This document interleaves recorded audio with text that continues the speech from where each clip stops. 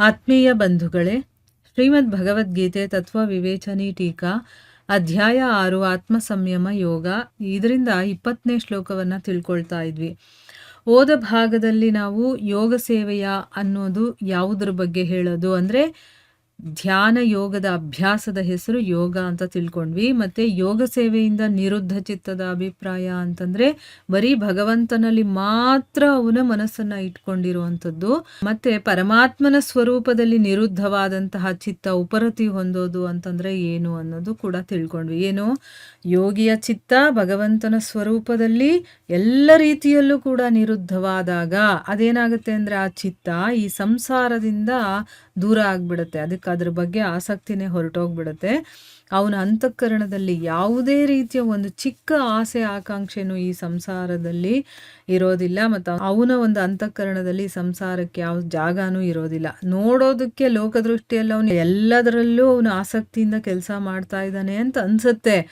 ಆದರೆ ಅವನು ಈ ಒಂದು ಜಗತ್ತಿನಿಂದ ವಿಮುಖವಾಗಿರ್ತಾನೆ ಒಳಗಡೆಯಿಂದ.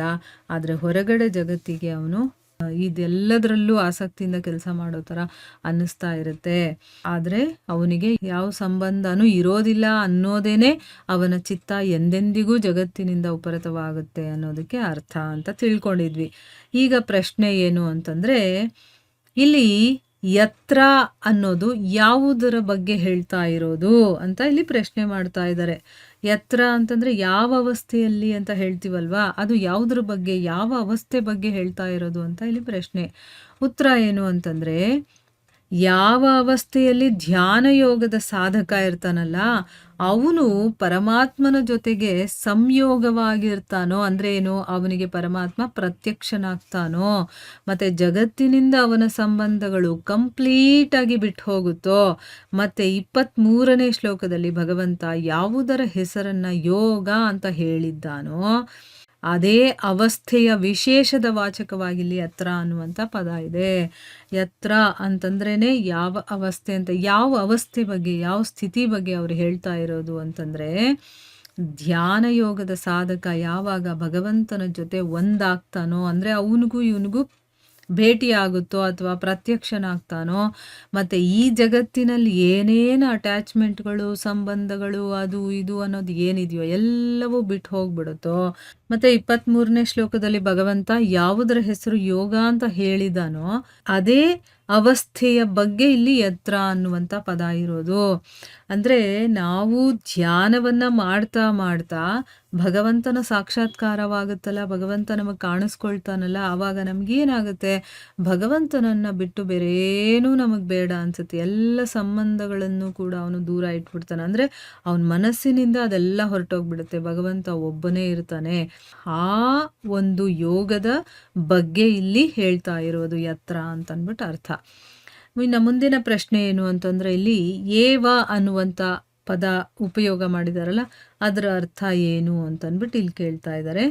ಅಂದರೆ ಅವನಲ್ಲೇ ಅಂತ ಹೇಳ್ತೀವಲ್ವಾ, ಅಂತ ಒಂದು ಏವ ಪದ ಯಾಕೆ ಇಲ್ಲಿ ಉಪಯೋಗ ಮಾಡಿದ್ದಾರೆ ಅಂತಂದ್ಬಿಟ್ಟು ಇಲ್ಲಿ ಉತ್ತರ ಏನು ಅಂತಂದರೆ, ಏವದ ಪ್ರಯೋಗ ಇಲ್ಲಿ ಪರಮಾತ್ಮನ ದರ್ಶನ ಜನಿತ ಆನಂದಕ್ಕಿಂತ, ಅಂದರೆ ಭಗವಂತನನ್ನು ನೋಡ್ತೀವಲ್ವಾ, ಅವನ ದರ್ಶನ ಮಾಡ್ತೀವಲ್ವಾ, ಆ ಆನಂದಕ್ಕಿಂತ ಬೇರೆ ಇನ್ನೇನು ಪ್ರಪಂಚದಲ್ಲಿ ನಾವು ಸುಖ ಅಂತ ಹೇಳ್ತೀವೋ ಅದನ್ನು ನಿರಾಕರಿಸೋದಕ್ಕೋಸ್ಕರ ಇಲ್ಲಿ ಏವ ಅನ್ನುವಂಥ ಒಂದು ಪದಪ್ರಯೋಗವನ್ನು ಮಾಡಿದ್ದಾರೆ. ಆತ್ಮನಿ ಏವ ಅಂತ ಹೇಳಿದ್ದಾರೆ. ಅಂದರೆ ಏನು, ಆ ಭಗವಂತ ಆ ಪರಮಾತ್ಮನಲ್ಲೇ ಅಂತ ಅರ್ಥ. ಅವನಲ್ಲೇ ಇಟ್ಟಿರಬೇಕು ನಮ್ಮ ಮನಸ್ಸನ್ನು, ಅವನನ್ನೇ ಸಾಕ್ಷಾತ್ಕಾರ ಮಾಡಿಕೊಳ್ಳೋದು, ಅಲ್ಲಿ ಅವನನ್ನೇ, ಆ ಭಗವಂತನನ್ನೇ ಅಂತ ಹೇಳೋದಕ್ಕೋಸ್ಕರ ಈ ಒಂದು ಪ್ರಯೋಗವನ್ನು ಮಾಡಿರುವಂಥದ್ದು. ಅಂದರೆ ನಾವು ಯಾವಾಗ ಭಗವಂತನನ್ನು ಸಾಕ್ಷಾತ್ತಾಗಿ ನೋಡ್ಬಿಡ್ತೀವೋ ಆ ಆನಂದದ ಮುಂದೆ ಇನ್ಯಾವ ಆನಂದನೂ ಕೂಡ ಸರಿಸಮಾನವಾಗೋದಕ್ಕೆ ಸಾಧ್ಯನೇ ಇಲ್ಲ ಅಂತ ಅರ್ಥ ಆಯಿತಾ. ಪರಮಾನಂದ ಮತ್ತು ಪರಮಶಾಂತಿಯ ಸಾಗರನಾಗಿರುವಂಥ ಪರಮಾತ್ಮನ ಸಾಕ್ಷಾತ್ಕಾರ ಆದಮೇಲೆ ಯೋಗಿ ಯಾವಾಗಲೂ ಅದೇ ಆನಂದದಲ್ಲಿ ಸಂತುಷ್ಟನಾಗಿರ್ತಾನೆ. ಅವನಿಗೆ ಯಾವ ರೀತಿ ಕೂಡ ಜಗತ್ತಿನ ಸುಖಗಳ ಬಗ್ಗೆ ಸ್ವಲ್ಪ ಕೂಡ ಅವಶ್ಯಕತೆಯೂ ಇರೋದಿಲ್ಲ, ಅವನಿಗೆ ಆಸಕ್ತಿನೂ ಇರೋದಿಲ್ಲ ಅನ್ನೋದು ಇದರ ಅಭಿಪ್ರಾಯ. ಈಗ ನಮಗೆ ಮೊದಲೆಲ್ಲ ಸೀರಿಯಲ್ಲು ಅದು ಇದು ನೋಡ್ಕೊಂಡು ಕೂತಿರ್ತಿದ್ವಿ. ಯಾವಾಗ ಒಬ್ಬ ಮನುಷ್ಯನಿಗೆ ಆಧ್ಯಾತ್ಮಿಕದ ಕಡೆ ಆಸಕ್ತಿ ಬರುತ್ತೋ ಆ ಭಗವಂತನ ವಿಷಯವನ್ನು ಕೇಳೋದ್ರಲ್ಲಿ ನಮಗೆ ಸುಖ ಅನ್ನೋದು ಸಿಗುತ್ತಾ ಹೋಗುತ್ತೋ, ಆನಂದ ಅನ್ನೋದು ನಾವು ಅನುಭವಿಸ್ತಾ ಇರ್ತೀವೋ, ಅವರಿಗೆ ಪ್ರಾಪಂಚಿಕ ವಿಷಯಗಳು ಅಂತಂದರೆ ಅವರಿಗೆ ಆಸಕ್ತಿನೇ ಇರೋದಿಲ್ಲ. ಅದೆಲ್ಲ ಏನೋ ಕೆಲ್ಸಕ್ಕೆ ಬರದೇ ಇರೋದು ಅಂತ ಅನ್ನಿಸ್ಬಿಡುತ್ತೆ. ಆದರೆ ಅದಕ್ಕೆ ಮುಂಚೆ ಏನು ಮಾಡ್ತಾ ಇದ್ವಿ, ಅದನ್ನೇ ಏನೋ ಇಂಟ್ರೆಸ್ಟಾಗಿ ಸ್ವಲ್ಪನೂ ಸಮಯ ವೇಸ್ಟ್ ಮಾಡದೆ ಆ ಸೀರಿಯಲ್ಗೋಸ್ಕರ ಕಾಯ್ಕೊಂಡಿದ್ದು ನೋಡ್ತಾ ಇದ್ವಿ ಅಲ್ವಾ? ಯಾವಾಗ ನಮಗೆ ಭಗವಂತನ ವಿಚಾರಗಳಲ್ಲಿ ಆಸಕ್ತಿ, ರುಚಿ ಬರುತ್ತೋ ಆವಾಗ ಅವೆಲ್ಲ ವ್ಯರ್ಥ ಅಂತ ಅನ್ನಿಸ್ಬಿಡುತ್ತೆ. ಯಾಕೆ? ಯಾವುದು ಉನ್ನತ ಮಟ್ಟದ್ದು ನಮಗೆ ಸಿಕ್ಕಿಬಿಡುತ್ತೋ ಮತ್ತು ಅಗಾಧವಾದ ಆನಂದವನ್ನು ಕೊಡುವಂಥದ್ದು ನಮಗೆ ಸಿಕ್ಕಿಬಿಡುತ್ತೋ ಆವಾಗ ನಮಗೆ ಸಾಧಾರಣವಾದಂಥ ಆನಂದ ನಮಗೇನು ಅದು ಆನಂದನೂ ಅಲ್ಲ, ಆದರೆ ನಮಗನ್ಸೋದು ಅದು ಆನಂದ ಅಂತಂದ್ಬಿಟ್ಟು ಅದು ಬೇಡ ಅಂತ ಅನಿಸುತ್ತಲ್ವ. ಭಗವಂತನ ವಿಚಾರನೇ ಹಾಗೆ. ಯಾವಾಗ ನಾವು ಭಗವಂತನ ಜೊತೆ ಕನೆಕ್ಟ್ ಆಗಿಬಿಡ್ತೀವೋ ಆಗ ನಮಗೆಲ್ಲವೂ ಕೂಡ ಆನಂದಮಯವಾಗುತ್ತೆ, ಎಲ್ಲೂ ಬೇಜಾರು ಅನ್ನೋದೇ ಆಗೋದಿಲ್ಲ ನಮಗೆ. ಆ ರೀತಿಯ ಒಂದು ಅನುಭವ ಆಗೋದಕ್ಕೆ ಶುರುವಾಗುತ್ತೆ.